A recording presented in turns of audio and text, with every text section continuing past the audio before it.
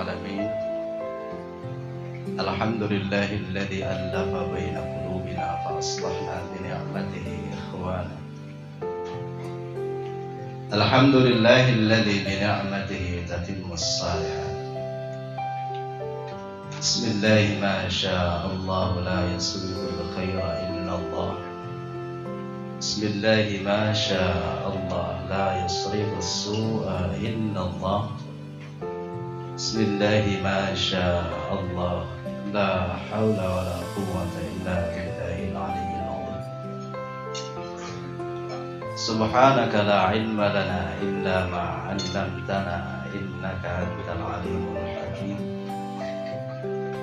اللهم افتح لنا حكمتك وانشر علينا رحمتك من خزائن رحمتك يا أرحم الراحمين وقال رب اشرح لي صدري ويسر لي أمري واحلل عقدة من لساني يفقهوا قولي وقال أيضا يا أيها الذين آمنوا اتقوا الله وقولوا قولا سديدا يصلح لكم أعمالكم ويغفر لكم ذنوبكم ومن يطع الله ورسوله فقد فاز فوزا عظيما صدق الله العظيم أحييكم جميعا بتحية الإسلام الخالدة وتحية الإسلام السلام السلام عليكم ورحمة الله وبركاته. Segala puji syukur milik Allah Rabbul Jalil. Salawat, salam semoga senantiasa terhadiahkan atas Nabi Agung junjungan alam Nabi Muhammad sallallahu alaihi wa alihi wasallam. Hadratul mukarramin yang sama-sama hadir, orang tua kita, orang tua saya dan orang tua kita semuanya. Dan Samirau yang saya ta'zimi, saya hormati, sahibul maqasid, sahibul hajat, Kang Agus sekeluarga. Hadirin wal hadirat, para kesepuhan, para alim, para ulama, para kiai, asatidz, guru-guru ngaji, para imam-imam masjid yang sama-sama kita muliakan. Hadirin wal hadirat, Bapak Ibu semuanya, insyaallah dalam hari ini Allah curahkan rahmat untuk kita semuanya. Amin ya rabbal alamin. Tak ada satu uswah, contoh yang paling utama ketika kita berbicara keluarga, berbicara agama, melebihi seorang Ibrahim alaihissalam, seorang nabi, seorang rasul, seorang ulul azmi, manusia agung yang Allah sebut-sebutkan terus diulang-ulang dalam namanya lebih dari 30 kali. Al-Quran itu dibawa oleh Rasulullah Muhammad sallallahu alaihi wasallam. Hanya saja Rasulullah disebutkan dalam Al-Quran terlebih dari 5 kali. Tapi Ibrahim alaihissalam diulang-ulang dalam berbagai ayat, berbagai surat. Ibnu Katsir, Imam At-Tabari menyebutnya lebih dari 30 kali diulang. Itu artinya ini benar-benar manusia istimewa. Dilihat dari sisi manapun, dilihat dari bagian manapun, dilihat dari perspektif manapun, Ibrahim tetap manusia. Maka Al-Quran, Allah menyebut dia dengan Khalilullah, kekasih Allah. Mana ada orang yang Allah berikan gelar sedemikian dengan sedemikian istimewanya melebihi Ibrahim? Tidak ada.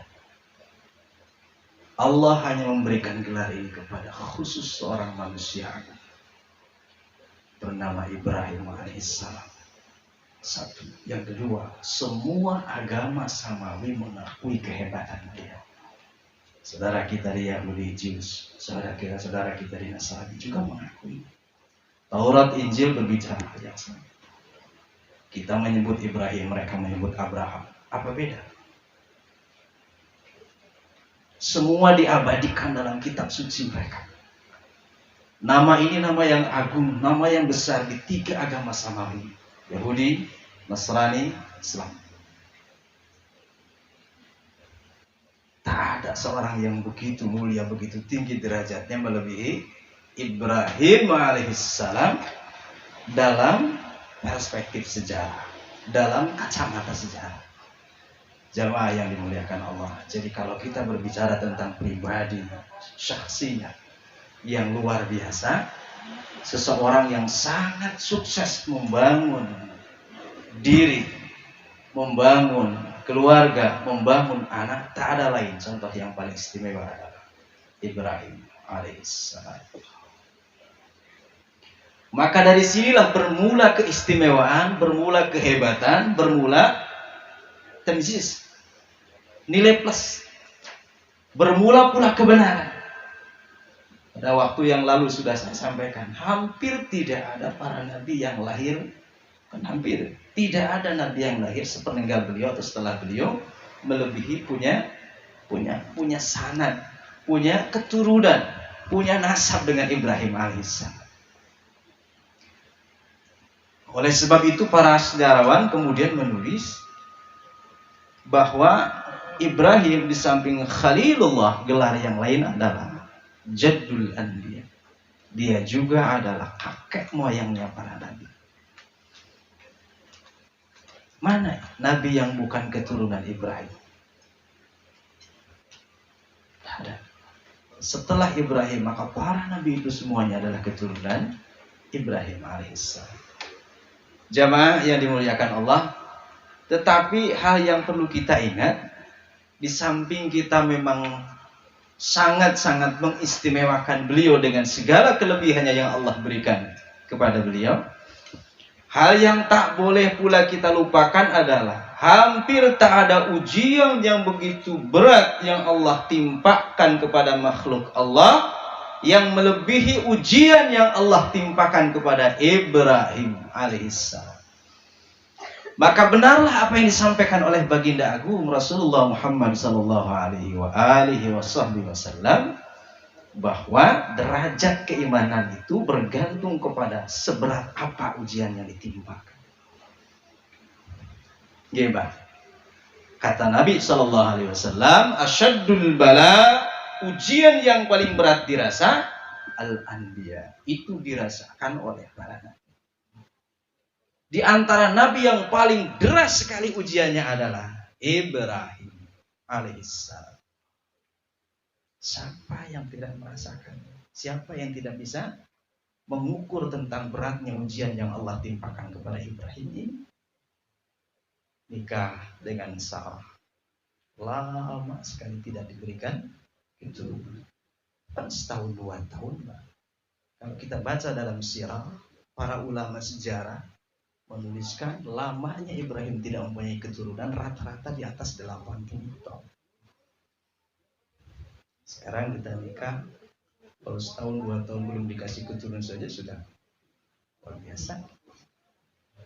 Merasa lama sekali. 80 tahun bukan waktu sebentar. Andai dibandingkan, kita komparasikan dengan umur umat Muhammad sallallahu alaihi wasallam, 80 tahun itu sudah rentah. Bukan lagi tua tapi rentah. Penantian yang lama sekali. Maka disinilah kemudian ada seni ujian berikutnya. Ibrahim dengan sepenuju atau dengan sepersetujuan daripada Sarah, kemudian menikahlah dengan Hajar. Selesai masalah di sini. Dah.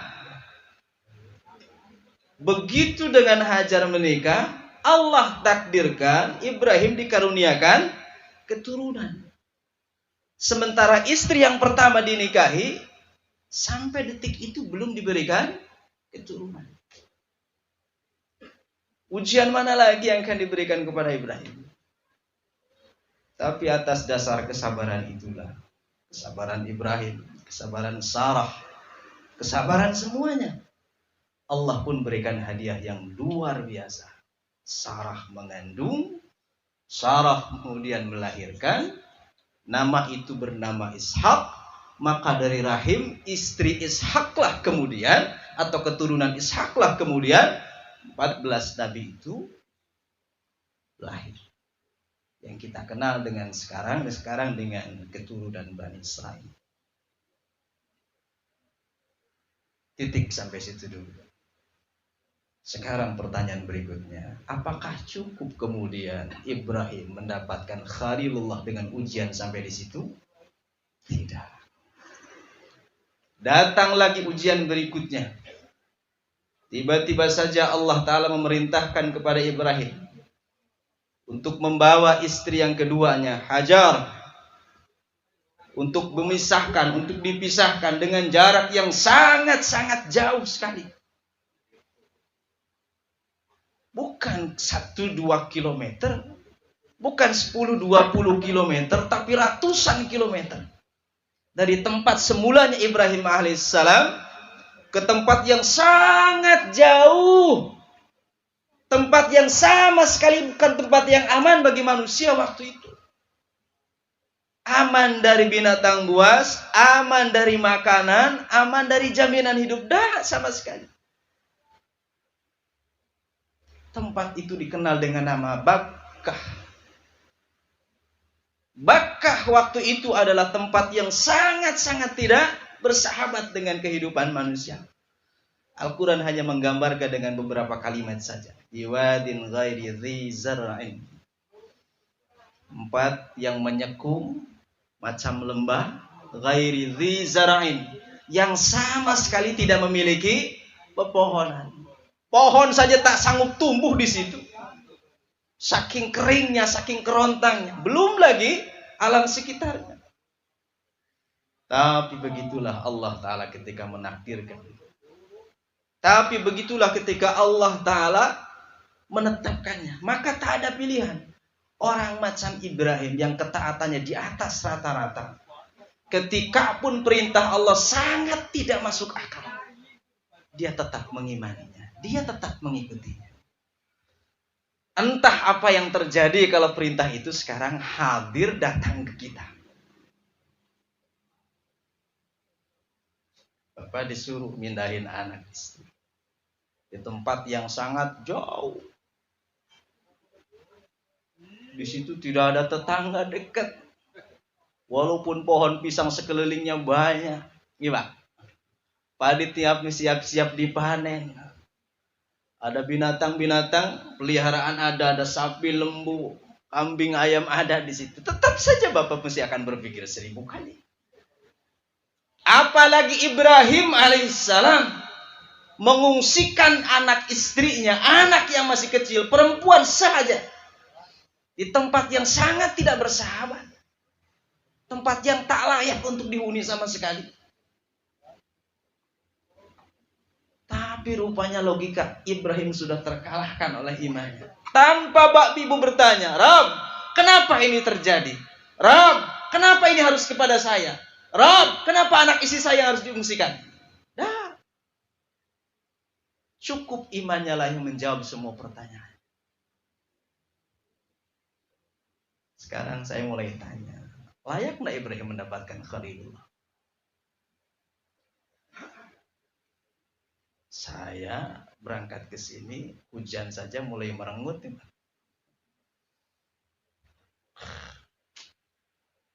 Gitu. Agus mengundang jam segini, hujan lagi ya. Hujan kayak gini enaknya di Salimut ya. Ya minimal diem gitulah, ngopi sambil cang-cang gitu. Enak.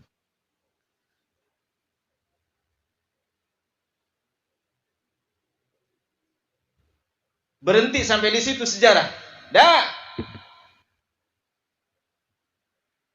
Beberapa tahun berikutnya, ada yang mengatakan 11, ada yang mengatakan 13, ada yang mengatakan 9 tahun. Usia Ismail kecil, anak daripada Hajar, anak daripada Ibrahim, maka kemudian Allah pun datang lagi dengan perintahnya. Tak tanggung-tanggung, lebih tak rasional lagi perintahnya itu. Ibrahim harus mendatangi anaknya yang dalam tanda kutip telah dibuang lama di tempat yang sangat tidak manusiawi. Datang bukan untuk disuruh untuk menjenguk kemudian mencium membelai anaknya, bukan, tapi datang untuk menyembelih anaknya. Ini perintah gila apa lagi?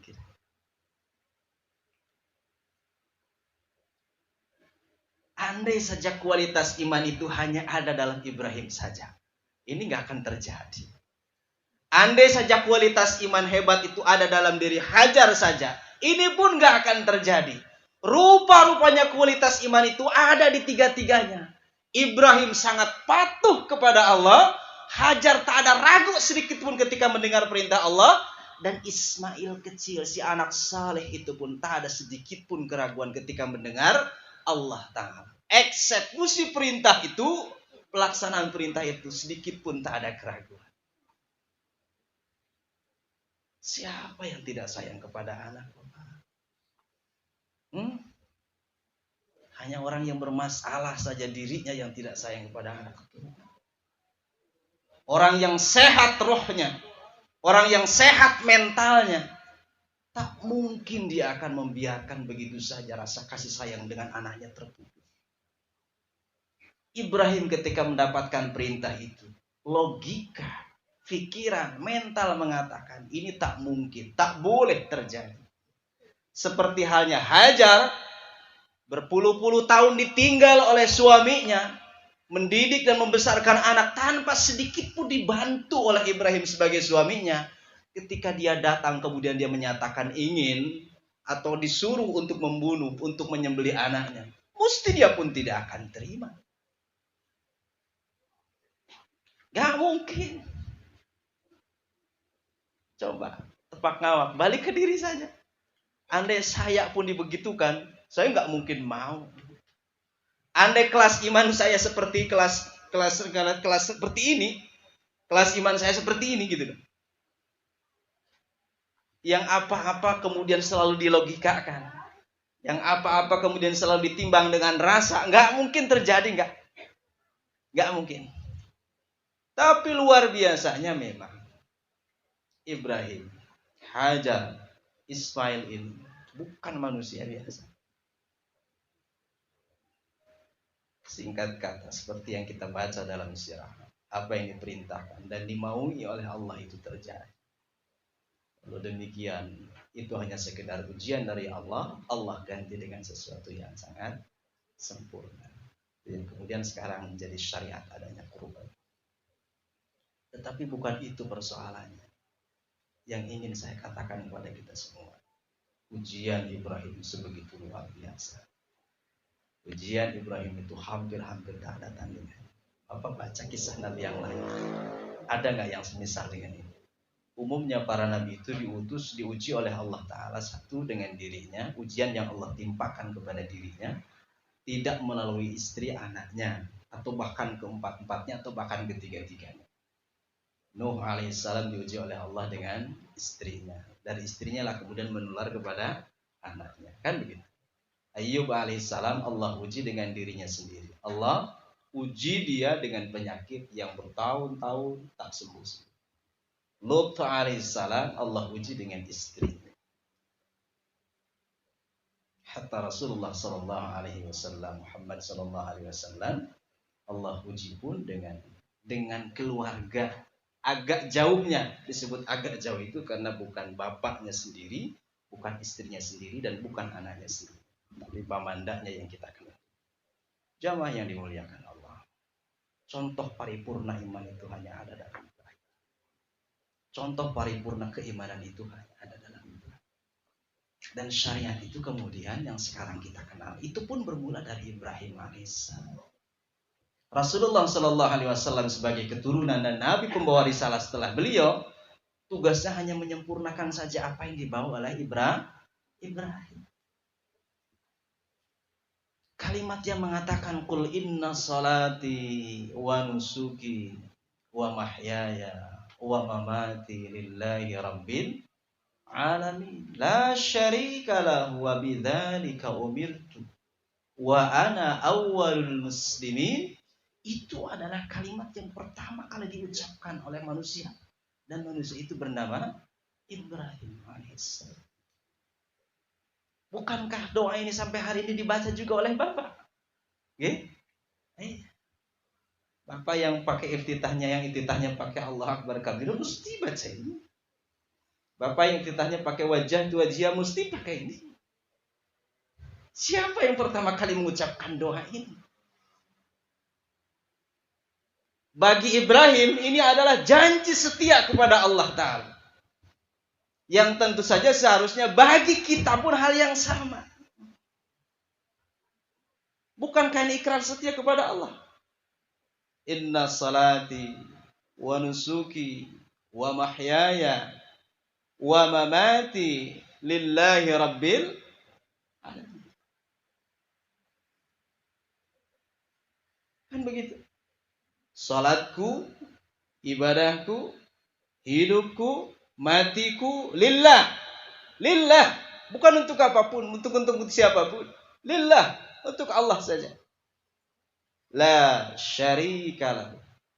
Tak ada yang sekutu, tak ada yang sepadan, tak ada yang menemani bagi Allah. Wa bidzalika umirtu, dan oleh sebab itu aku diperintah. Wa ana minal muslimin, dan aku termasuk orang-orang yang berserah. 24 jam 5 kali sehari semalam Bapak yang menggunakan doa ini berarti mengulang-ulang terus janji setianya kepada Allah. Allah sedang menunggu pembuktian yang sebenar-benarnya. Benar enggak? Benar enggak apa yang diucapkan? Salat, ibadah, hidup, mati itu untuk Allah. Benar enggak? Bukan sekedar salat, bukan sekedar ibadah, bukan sekedar hidup mati diperuntukkan bagi Allah, tapi masih ada peruntukan bagi yang lain. Dipertegas, la syarika lahu, tak boleh musyrik. Memang benar-benar khalis untuk Allah saja. Ini yang rumit. Ini Pak, sholat mah sholat semuanya nggak? Sholat, hanya la syarikanya benar enggak kira-kira? Keserempet iman itu macam saya gampang sekali. Macam saya, Bapak main salah. Macam saya itu gampang sekali. Kalau sholat lagi butuh sesuatu, ya mandan menceng-menceng. Kalau saya sholat tapi lagi butuh sesuatu, ya ibadahnya kadang-kadang menceng-menceng niatnya. Nawaitunya jadi sedikit rubah. Walau demikian, sebagian ulama tetap ada yang membenarkannya. Membenarkan itu pengertiannya tidak menyalahkannya secara sempurna. Tetapi dalam kacamata akidah, tetap saja peruntukan ibadah yang terbagi selain khusus kepada Allah Ta'ala itu pun terlarang. Tapi dalam kehidupan nyata, hidup seperti ini tuh bukan perkara mudah ya Pak. Entah kenapa. Terasa nggak Pak? Sholat lagi banyak duit, dengan sholat sama sekali nggak punya duit, beda? Nawaitu duhanya beda?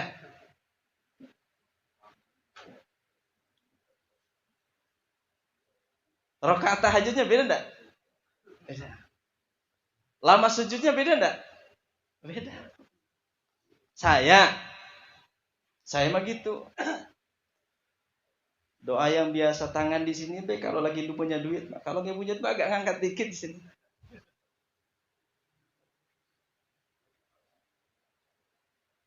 Entah sebelah mana lah syarikalahunya.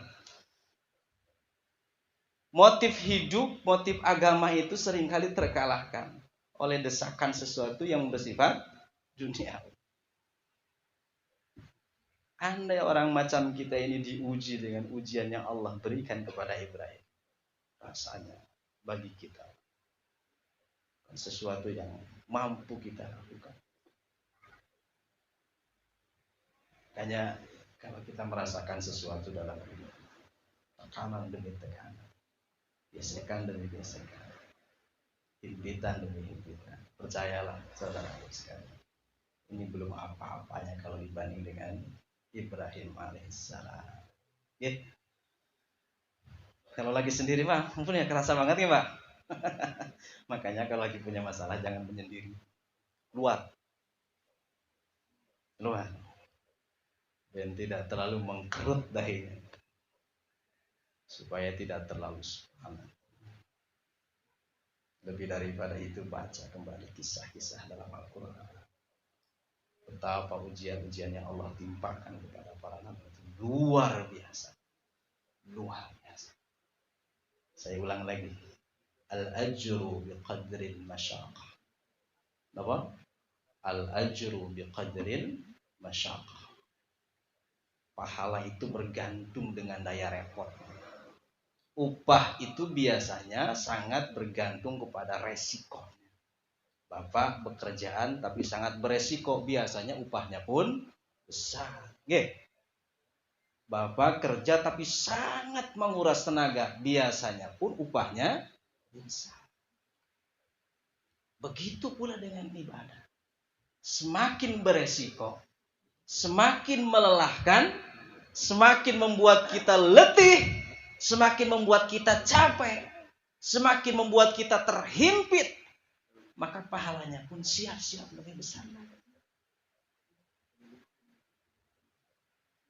Ini manajemen ujian itu memang harus benar-benar matang. Kita benar-benar siap. Kita siapnya diuji dengan yang enak, diuji dengan yang kurang enak, nggak siap, kurang siap. Sekarang sebagian hati kita harus kita tata, siapkan untuk sesuatu yang tidak mengenakan. Coba belajar untuk cuek, tutup telinga, ya, tebalkan muka di hadapan orang, bukan tak punya malu. Tebalkan muka itu untuk supaya tidak terlalu melihat, berharap, dan ingin dilihat, diharap oleh manusia. Tutup telinga rapat-rapat. Hari ini di zaman seperti ini kita harus mulai serba double dalam hidup. Double telinga, double mata, double hidung, double mulut, kan itu? Double muka. Ada banyak ujian-ujian yang Allah tidak timpakan memang terhadap orang-orang dahulu, adanya hari ini. Dan kebetulan kita hidup di zaman seperti ini. Omongan orang, sindiran orang, apa lagi? Sinisan orang, tiap hari. Jadi makanan biasa. Makanya nggak usah terlalu baperan. Jalan aja. La syarika lahunya benar-benar harus mantap. Yang masih terbawa oleh omongan orang, yang masih terbawa oleh sinisan orang, ayo luruskan. La syarika lahunya harus benar-benar lurus kepada Allah Ta'ala. Guru saya, para kiai itu dulu selalu ngajarin Bapak, santri, kalau masih bercerita, kalau santri alumni ke pondok, tapi masih bercerita tentang keluh kesah dakwah di daerah masing-masing, itu biasanya dihadapkan dengan sikap marahnya kiai. Jangan ngeluh. Kamu tak layak jadi santri sekalipun, apalagi jadi kiai. Kalau masih mendengarkan ocehan orang, omongan orang, sikap orang, jangan jadi seorang kiai. Santri pun tak layak. Santri di mana-mana kalau pulang bertemu dengan kiai, biasanya mereka jadikan ajang untuk berkeluh kesah. Semenjak itu nggak boleh lagi ada keluh kesah ke kiai. Ya. Ini juga ajaran bagi kita. Sekuat apapun ujian, nggak boleh kita kemudian merasa kecil hati. Berat itu kalau didengarkan. Nah, Bapak kalau ada orang ngomong nyakitin nanti, iya karena didengar. Kalau nggak didengar makan bablas. Dah, mulut-mulut dia, makan-makan uang dia, makan-makan beras dia, makan-makan nasi dia, kita nggak pernah rumangsa untuk bantu, biarin. Ngomong apa saja, cerita apa saja, sinis kayak apa, urusan dia. Urusan. Mempertebal telinga seperti ini luar biasa ekstranya.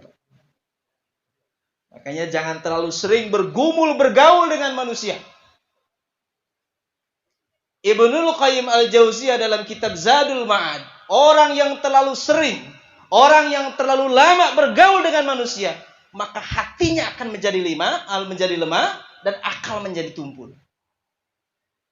Jangan terlalu sering waktu habis dibuat untuk bergumul bergaul dengan manusia. Maksudnya apa?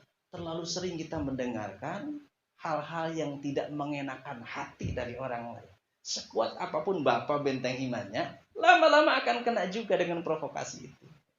Kita jadi ikutan marah. Kita jadi ikutan dendam dengan omongannya dia. Kan begitu? Kepancing juga. Makanya jangan terlalu. Orang kalau datang ke tempat saya, kemudian dia sudah buka mulut untuk siap-siap bercerita, mesti saya stop dulu. Ini ceritanya mengenakan nggak? Kalau mengenakan saya dengar. Tapi kalau nggak mengenakan, dia hanya sekedar cerita. Kemarin si Anu ngomong ini ke Ustadz. Kemarin si Anu ngomong, nggak usah. Mending nggak usah cerita. Mending nggak usah cerita. Saya lebih baik tidak mendengar daripada harus mendengar hal itu. Kenapa?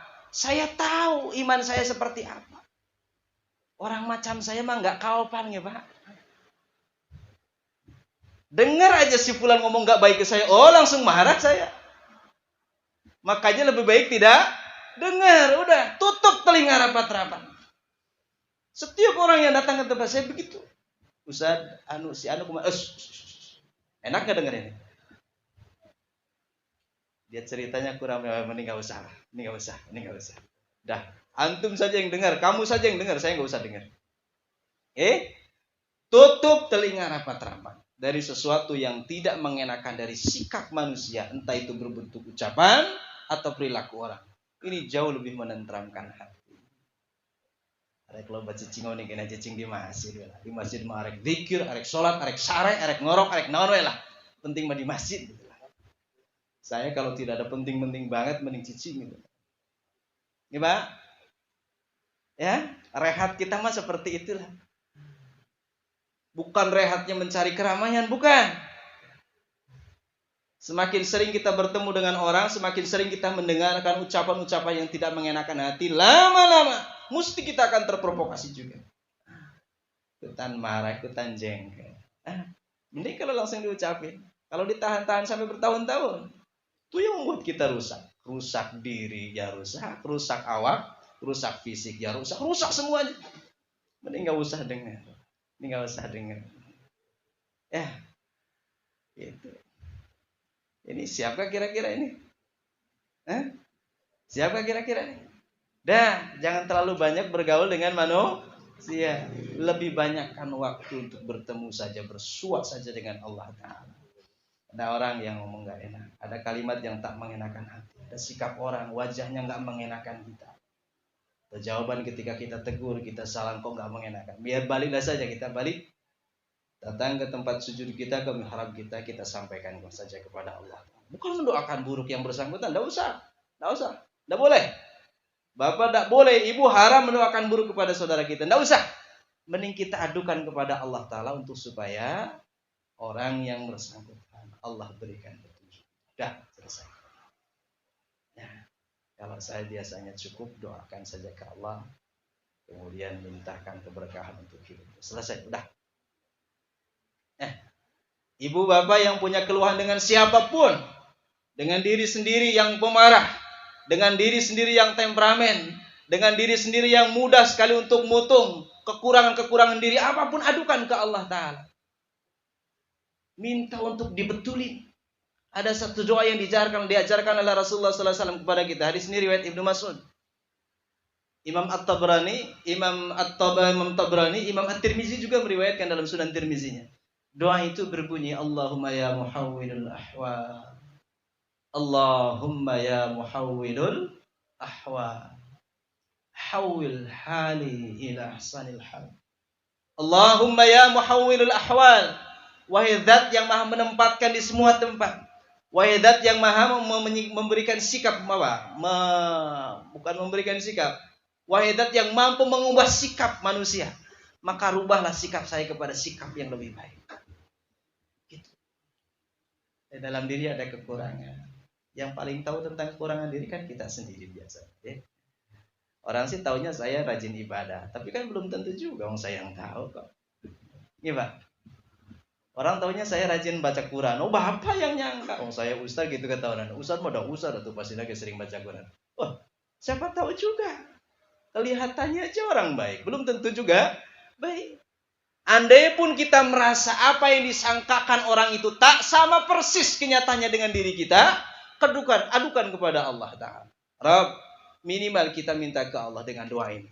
Lebih daripada itu, Rabb, angkat dan pindahkan perilaku saya sebagaimana prasangka baiknya orang-orang. Kadang kita malu dengan prasangka baiknya orang. Orang kan taunya hal-hal yang terlihat saja, yang nampak-nampak saja.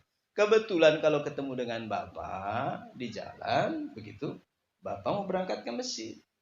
Akhirnya teman kita menyimpulkan, oh ini berarti orang yang rajin ke masjid. Kebetulan saja Bapak kalau datang ke tempat saya lagi baca Quran. Bapak menyimpulkan, oh kalau begitu berarti Ustaz mah rajin baca Quran. Padahal mah waktu itu saja baca Qurannya.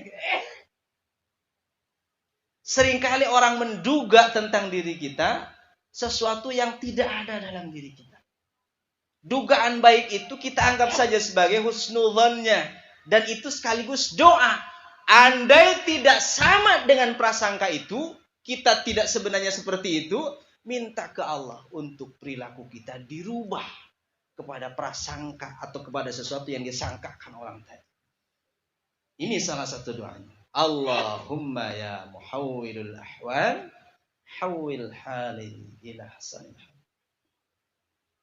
Kadang-kadang kan kita malu sama orang. Teman-teman kalau ngaji di mana pakai sorban, pakai apa? Saya sendiri sampai sekarang malu Pak ngaji pakai sorban. Saya kalau ketemu dengan guru saya mesti nih cara Sunda dipaido, Jawa juga dipaido ya kan?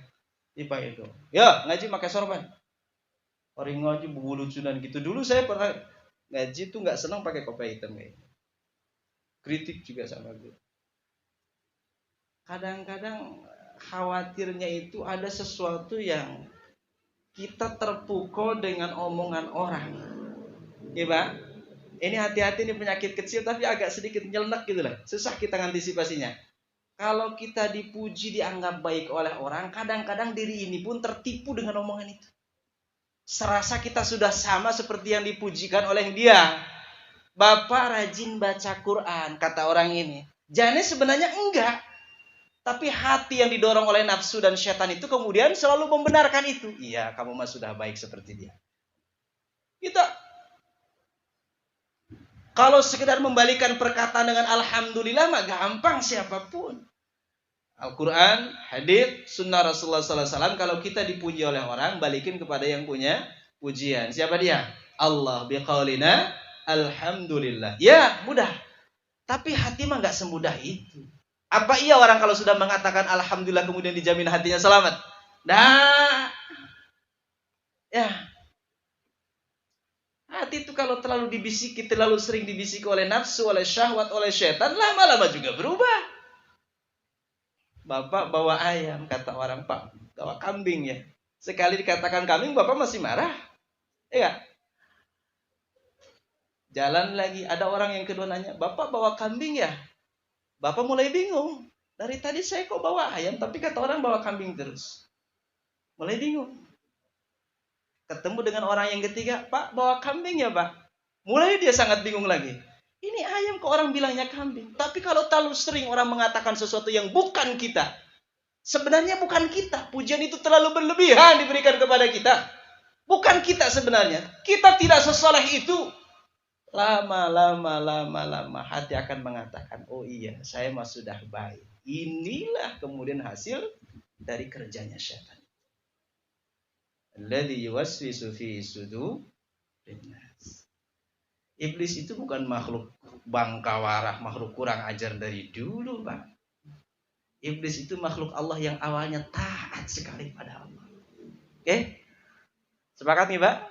Iblis itu tidak serta-merta menjadi makhluk terkutuk, bukan. Pada awalnya iblis adalah makhluk Allah yang halnya Fir'aun. Dulu raja biasa, sangat baik dia kepada rakyatnya. Tapi karena kebaikannya, prestasinya luar biasa, tiada hari Fir'aun bertemu dengan manusia kecuali pujian-pujian. Anda pemimpin yang hebat, Anda pemimpin yang hebat, tidak ada pemimpin sehebat Anda, dan seterusnya pujian itu tiap hari. Lama Fir'aun berubah dari seorang raja yang bijaksana sampai dia mengklaim dirinya Tuhan. Ana rabbukumul a'la. Hati-hati dengan puji. Iya. Jadi Bapak, ada kalanya cacian itu lebih mulia daripada pujian. Ya, nyatanya kalau Bapak disindir orang, kalau Bapak dicaci orang langsung dekat ke Allah ya. Gitu. Ngadu ke Allah, Rabb saya sakit hati sekali. Gitu. Mending itu daripada di pujian kita lalai, kita lupa dengan diri sendiri. Yang berhak untuk mendapatkan itu adalah Allah saja. Itu bukan sekedar di lisan dengan kata yang kita mengucapkan Alhamdulillah. Tapi lebih daripada itu, yakini memang tak ada yang berhak, tak ada yang pantas dalam diri kita ini untuk dipuji. Tak ada yang layak, tak ada yang pantas dalam diri kita ini untuk dipuji. Puji tak ada. Ini dalam perspektif tasawuf itu akan lebih jauh lagi. Orang kalau muji kita, sebab Allah tutup aurat kita di hadapan Dia. Orang kalau muji saya, berarti kan Allah memperlihatkan kebaikan saya di mata itu, di mata orang itu, dan Allah tutup aurat saya di hadapan orang yang bersangkutan. Bapak kalau muji saya, berarti Allah bukakan kebaikan saya di mata Bapak, dan Allah tutup keburukan saya di mata Bapak. Andai saja setiap manusia Allah bukakan auratnya, andai saja setiap kita Allah bukakan aibnya, demi Allah tak ada satupun orang yang akan dipuji. Pak, ada. Layakkah Bapak dipuji?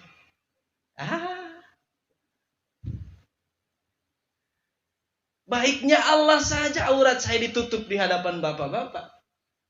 Baiknya saja Allah ditutupinya aib Bapak di hadapan orang-orang.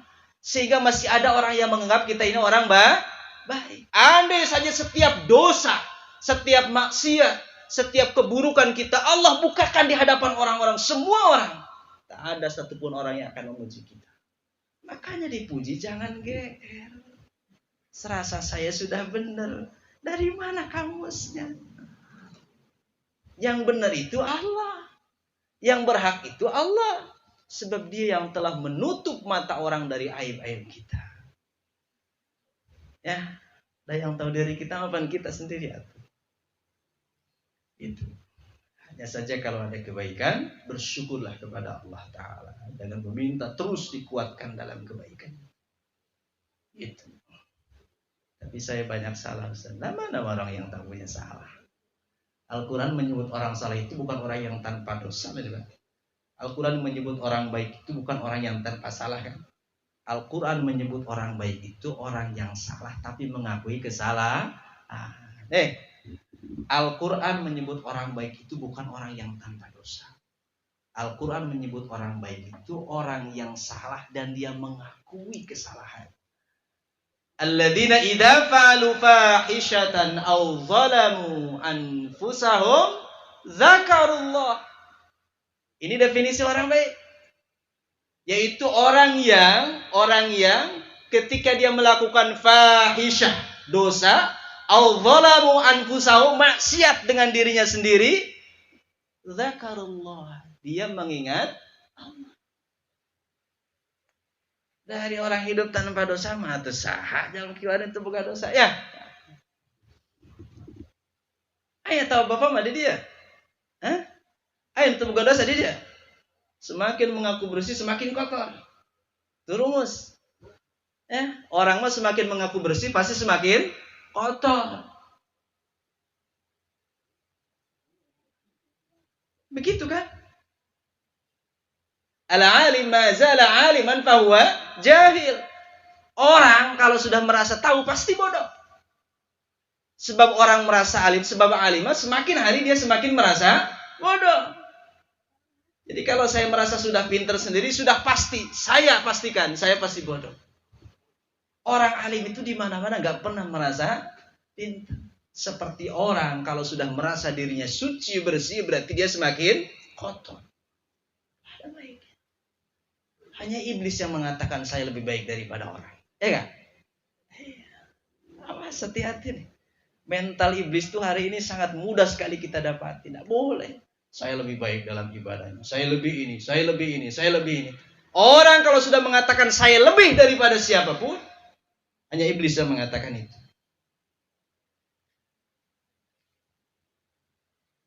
Al-Quran kan yang bilang begitu, Pak. Ana khairum minhu khalaqtani min tin khalaqtani min nar wa khalaqtahu min tin. Aku ini lebih baik daripada Adam. Aku dicipta dari api, Adam dicipta dari tanah. Siapa bermula orang yang mengatakan aku lebih baik daripada Adam? Iblis. Orang yang sekarang mengatakan saya lebih baik daripada si fulan adalah iblis yang menjelma menjadi manusia. Jangan katakan aku lebih baik dari orang. Semua orang berhak untuk mengklaim dirinya sendiri. Saking gampangnya. Jamaah yang dimuliakan Allah. Kembalilah kita kepada sifat-sifat Ibrahim tadi. Katakan semenjak sekarang benar. Apa yang kita lakukan ini benar-benar untuk Allah. Dan tanpa sedikit pun ditambahi dengan niat apapun, keinginan apapun, dan untuk siapapun ketika kita melakukan kebaikan. Benar-benar hidupnya, matinya, salatnya dan ibadahnya itu lillahi rabbil alamin. Pokoknya contoh ideal tentang ibadah mana enggak ada lagi. Selain Rasulullah SAW adalah Ibrahim alaihissalam. Salat yang benar-benar menjadi watak dalam kehidupannya. Salat saya masih salat fisik, Bapak. Salat saya masih salat perilaku. Belum sampai kemudian salat menjadi roh dalam kehidupan. Beda, Ustaz. Ya beda. Ya, beda enggak, Pak? Beda. Salat yang menjiwai dan hanya salat sebagai pekerjaan, beda enggak? Beda. Sangat beda. Salat saya masih pekerjaan. Belum menjiwai saya. Padahal Bapak lihat dalam Al-Quran, tak ada satupun perintah dalam Al-Quran untuk perintah sholat memakai kalimat amilu. Nah, Bapak pernah lihat dalam Al-Quran sigatnya memakai fa'ala atau amila? Ada enggak? Tidak ada. Perintah dalam Al-Quran tentang sholat itu selalu memakai sigat aqama, yuqimu, tuqimu, iqama. Begitu, Pak? Beda. Kalau fa'ala amila artinya mengerjakan. Tapi kalau aqama, yuqimu, begitu, atau yaqimu, kemudian dimaf'ulkan, dimudharah maf'ulkan menjadi yuqimu atau tuqimu, itu artinya menegakkan. Jelas bagi kita, sholat itu tak cukup untuk sekadar dilaksanakan, tapi sholat memang harus diamalkan. Ya, Pak? Kita ulang lagi.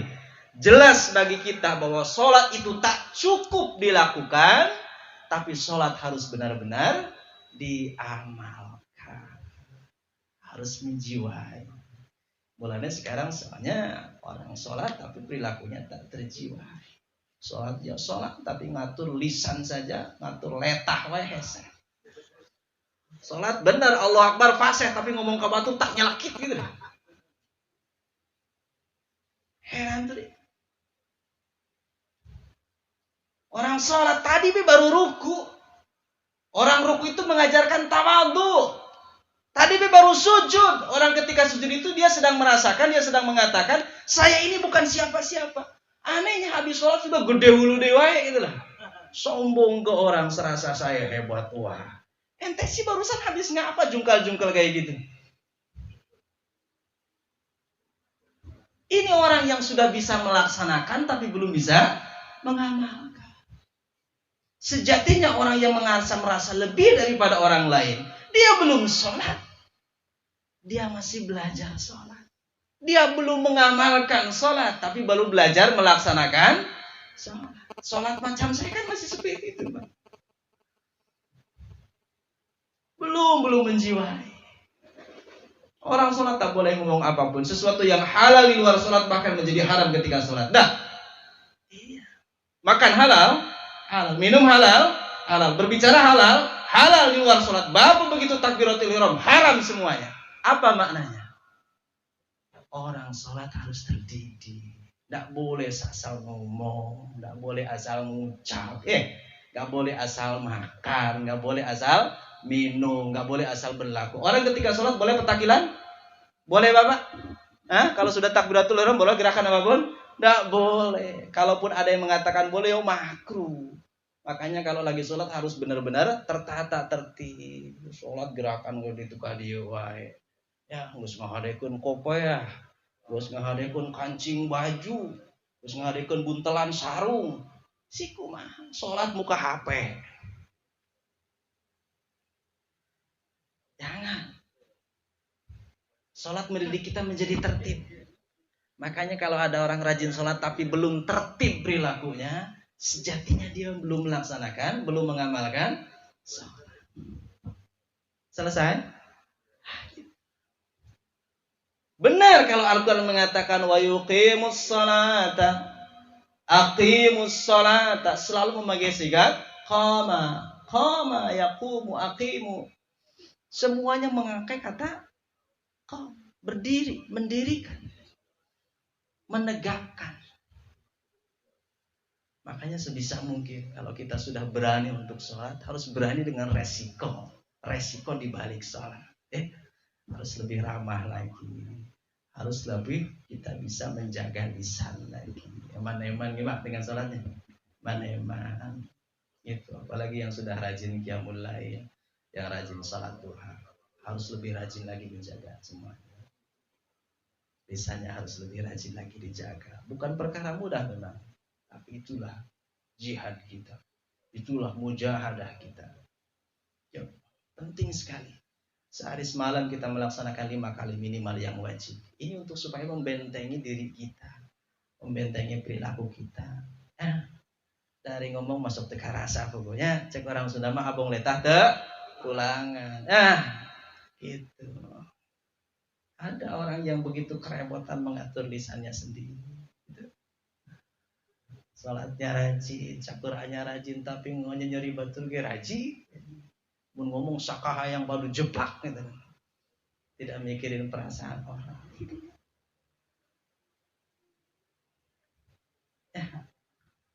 Abi Dzar Al-Ghifari dulu sekedar mengatakan Ibn al-Aswad kepada Bilal. Ibn al-Aswad dan apa? Ibn itu anak, Aswad itu anak hitam, budak hitam saja ditegur keras oleh Rasulullah SAW. Zallat lisanaka ya Abada. Lisanmu terlalu tajam wahai Abada. Saya tanya sekarang, memang benar Bilal itu hitam? Benar ya tentang Bilal itu hitam? Benar. Tapi terlalu jujur itu kadang-kadang tidak boleh. Ya Ibn al-Aswad, hei budak hitam. Sejatinya benar. Memang Bilal itu anak hitam. Kata Rasulullah, tidakkah ada panggilan yang lebih mengenakan wahai Abada? Itu kapan majikan kayak Bapak?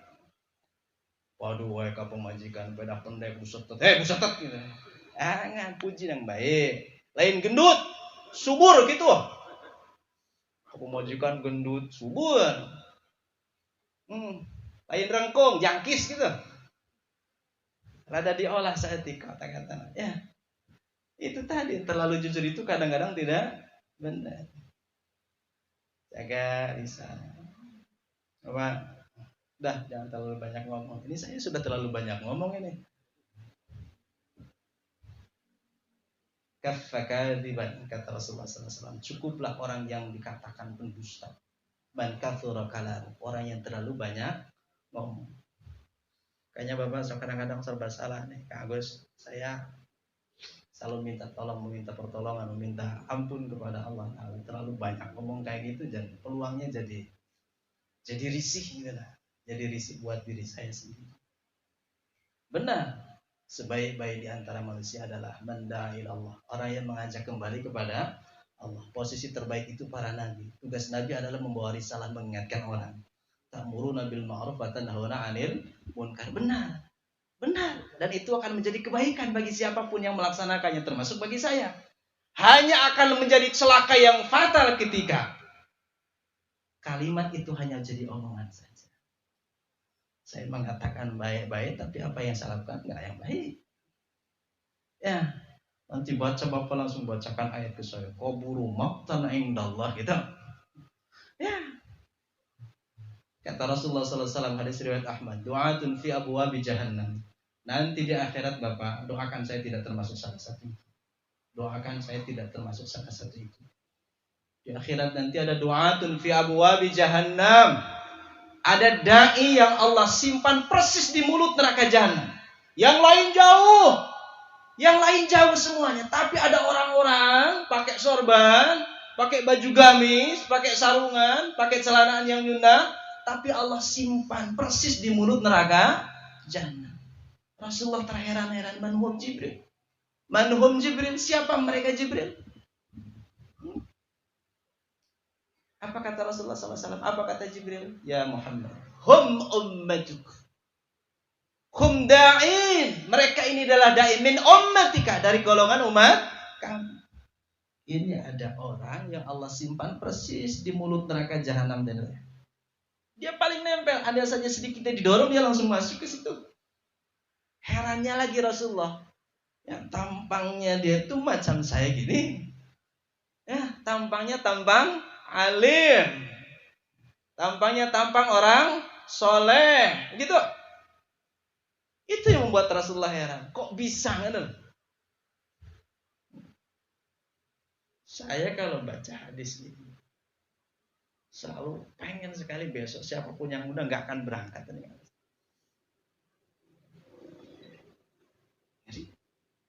Bapak selamat. Bapak nggak banyak ngomong. Bapak nggak banyak nasihatin orang.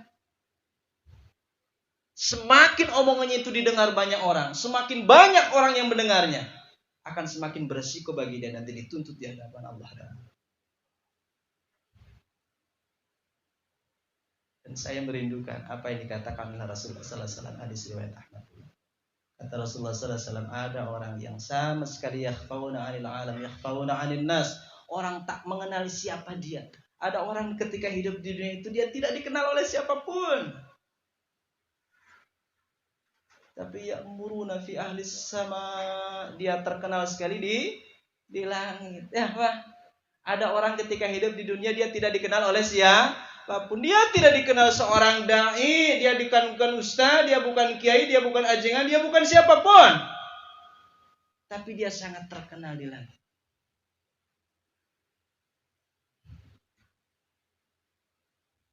Bapak pengen terkenal malah? Pengen terkenal sekarang?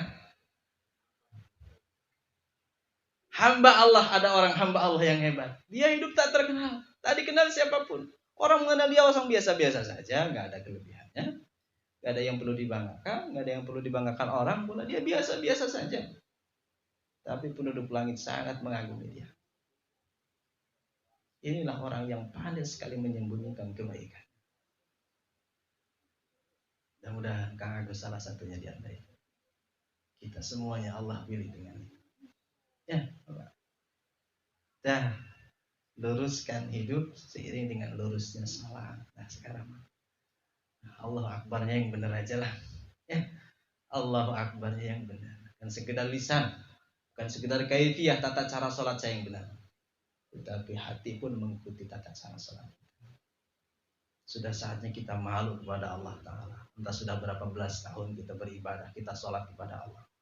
Tapi rasanya perilaku kita tidak mencerminkan adanya perubahan yang signifikan seiring dengan perubahan sholat kita. Tak baik-baik. Ya, Allah Akbar yang benar.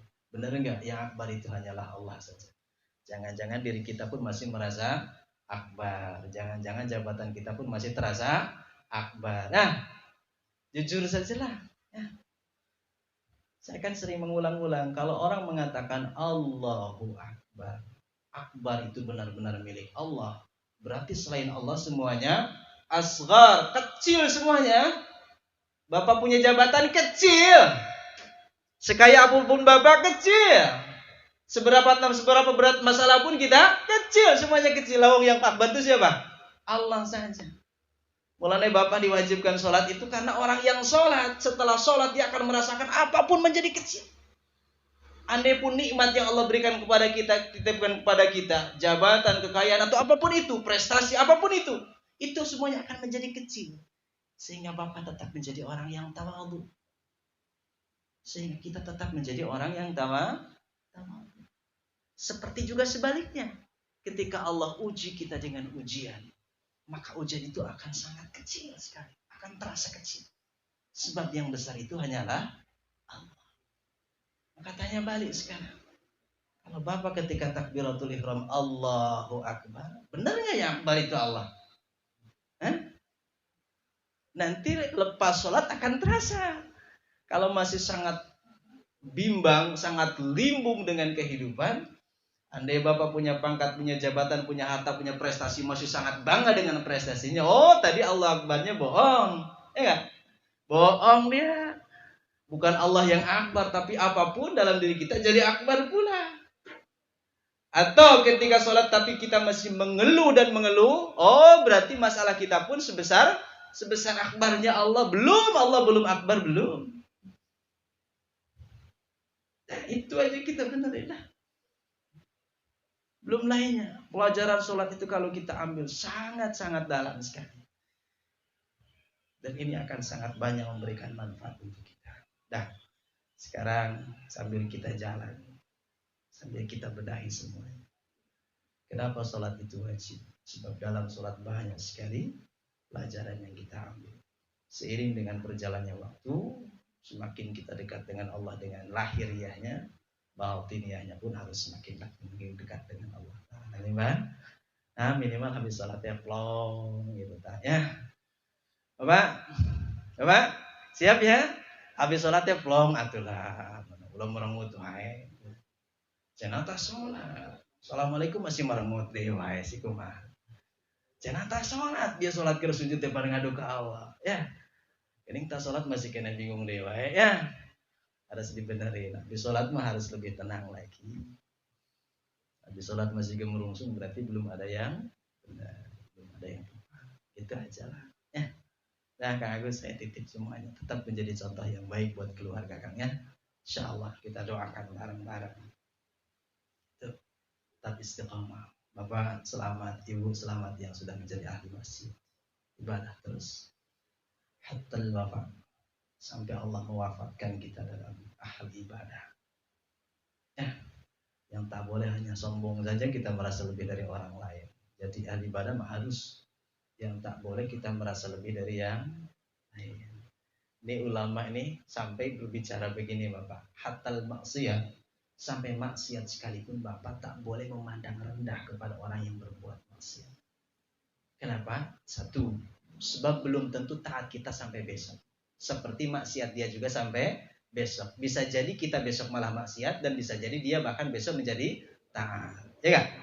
Satu. Yang kedua, alhamdulillah Allah takdirkan maksiat itu kepada dia, bukan kepada saya. Itu sebabnya tak boleh dalam agama kita bahkan berprasangka buruk kepada orang yang salah sekalipun. Satu, belum tentu besok kita masih taat dan dia besok masih maksiat. Yang kedua, alhamdulillah Allah timpakan kesalahan itu kepada dia, bukan kepada saya. Ya, jangan ejek. Celaka juga orang yang sudah beribadah kepada Allah tapi hatinya merasa lebih baik dari yang lain. Yuk, tata semuanya. Tetap semangat ke masjid ya. Tantangan semakin besar, pahalanya semakin besar. Hujan Ustaz, banyak payung. Apa lagi? Jauh Ustaz, banyak motor. Apa lagi? Malulah kita dengan Julaibi. Ada seorang sahabat yang datang kepada Rasulullah sallallahu alaihi wasallam, "Ya Rasulullah, Julaibib ya Rasulullah." "Ya Rasulullah, Julaibib." Kata Rasulullah, "Ada Julaibib? Apa yang terjadi dengan Julaibib? Julaibib. Ada apa?" Julaibib dilaporkan oleh seorang sahabat kepada Nabi sallallahu alaihi wasallam. Kata sahabat ini, "Ya Rasulullah, tidakkah engkau perhatikan Julaibib kalau habis sholat dia mesti langsung pergi. Dia enggak pernah zikir, dia enggak pernah wirid, dia enggak pernah doa. Habis sholat mesti langsung gajeleng gitu." Ini untuk jamaah azan ya. Jadi kalau ada orang seperti ini jangan buru-buru sangka. Akhirnya esok harinya dipanggil Julaibib oleh Rasulullah sallallahu alaihi wasallam. "Julaibib, dal, sini. Ada yang lapor kepada saya, katanya kalau habis sholat kamu langsung keluar saja, enggak zikir, enggak wirid, enggak nyebut Allah, enggak doa dulu." Kemudian dia berkata, dia menjawab, "Benar ya Rasulullah." Apa yang dituduhkan orang itu benar? Benar ya Rasulullah. Lalu kenapa? Apakah kau sudah tidak butuh Allah lagi? Bukan ya Rasulullah, bukan itu. Tadi aku berangkat ke sini, pakaian hanya satu dan aku pakai sekarang. Maaf ya Rasulullah, istriku di rumah sekarang tidak berpakaian. Orang Arab pakaian laki perempuan sama. Ya Pak, sama-sama pakai gamis Pak.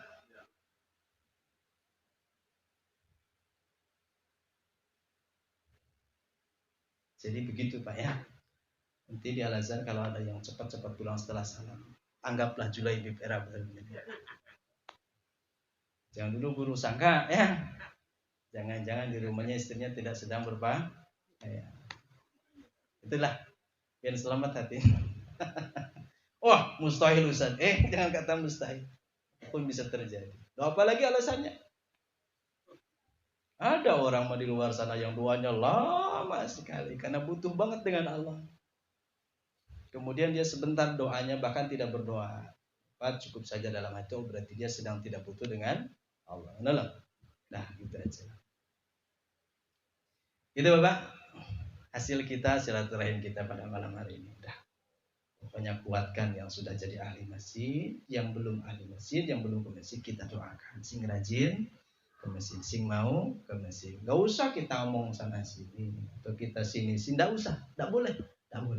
Kita tidak tahu apakah esok dia masih seperti itu atau bahkan sudah berubah. Hidayah mutlak milik Allah, bukan milik siapapun. Karenanya yang mungkin bisa merubah manusia itu hanyalah Allah saja. Ya, makanya dalam Islam tidak boleh ada sumpah serapah, supatan tidak boleh, Bapak, tidak boleh ya, tidak boleh ada sumpah serapah, tidak boleh. Karena sesuatu bisa berubah, apapun bisa berubah. Jamaah yang dimuliakan Allah, sebegitu pentingnya salat dalam kehidupan kita. Sekali lagi, ada banyak puluhan ayat dalam Al-Quran yang memberitakan kita untuk melaksanakannya. Maka saya katakan, selamat bagi Bapak yang sudah istiqamah dengan salatnya. Yang sekarang baru wajib, tambahkan dengan yang sunnahnya. Yang sunnahnya baru 2 rakaat, tambahkan lagi. Tidak apa-apa Ustaz, kalau saya mulai 2 rakaat, ya tidak apa-apa. Hanya saya selalu bilang, Bapak kalau habis isya langsunglah dengan witir. Siapa ya? Bapak kalau habis isya, ba'da isya sambung dengan witir. Nanti kalau kebablasan bangun sudah dikomati gitu ya. Bangun sudah dikomati, pernah? Bangun sudah dikomati, Bapak sudah punya witir, gitu ya. Alhamdulillah. Nanti kalau bangun saya tengah malam gimana Ustaz? Ya sholat monggo, tahajud, qiyamul lail saja, jangan ditambahkan dengan witir. Ini pendapat saja ikhtilaf di antara para ulama, sebab tak boleh ada witir 2 kali dalam semalam. Itu aja. Makanya habis isya biasakan ba'diyah kemudian witir. 1 mau 3 rakaat juga boleh, silakan. Insyaallah lebih selamat. Berdoa kepada Allah Ta'ala untuk bisa melaksanakan ibadah dengan sempurna. Allahumma inni ala dzikrika wa syukrika wa husni ibadatik. Ini kalimat husni ibadatik ini luar biasa susahnya. Kalau inni ala dzikrika wa syukrika insyaallah bisa, tapi wa husni ibadatik, semangat untuk selalu memperbaiki ibadah itu yang susah. Maka yang sekarang 2 rakaat Tuhannya, terima kasih. Gak tercela enggak sama sekali, bagus. Akan lebih bagus lagi kalau ditambah jadi 4, jadi 8. Okay? Sekarang yang qiyamul lailnya, tahajudnya baru 1 rakaat bahkan witir saja, itu pun bagus, enggak apa-apa. Besok tambahkan 2, besok tambahkan 3. Sekarang yang baca Qur'annya 1 hari baru 1 ayat, 2 ayat, tak apa-apa, itu bagus, sudah bagus. Besok tambahkan lagi 2, 3, 4. 1 halaman, 1 lembar, 1 juz per hari. Insyaallah, mudah-mudahan. Begitu terus dan seterusnya. Maka semuanya insyaallah akan bisa kita lakukan dengan sungguh-sungguh, dengan kerja keras, dan dengan pertolongan Allah Ta'ala saja. Begitu Bapak Ibu semuanya yang dirahmati Allah. Mudah-mudahan ada manfaatnya buat kita semuanya. Kita doakan Ananda Gerald Azwar Suhendar ini, nak Gerald ini Allah Ta'ala benar-benar dijadikan anak yang saleh, lebih baik daripada kedua orang tuanya insyaallah. Sekarang umur berapakah? Dalam 7 tahun. 7 tahun. Mudah-mudahan nanti usia remaja, usia dewasanya lebih baik, lebih sukses daripada orang tuanya insyaallah. Dalam segala-galanya. Kita bercerita tentang Ibrahim, bagaimana kesalehan Ibrahim dan bagaimana kesalehan anak-anaknya. Maka poin yang bisa diambil oleh Kak Agus berarti seperti mana oleh kita. Kalau kita ingin anak kita baik, saleh macam Ismail, saleh macam Ishak, maka kita pun harus berupaya mensalehkan diri macam Ibrahim, gitu ya. Garansinya anak saleh itu orang tua mesti soleh dulu. Ya, gitu Pak ya. Ini nggak mengenakan memang. Kurang mengenakan yang ini. Nek anak pengen soleh, mesti kita harus mensolehkan diri sendiri. Agak malasnya ngomong di sini nih.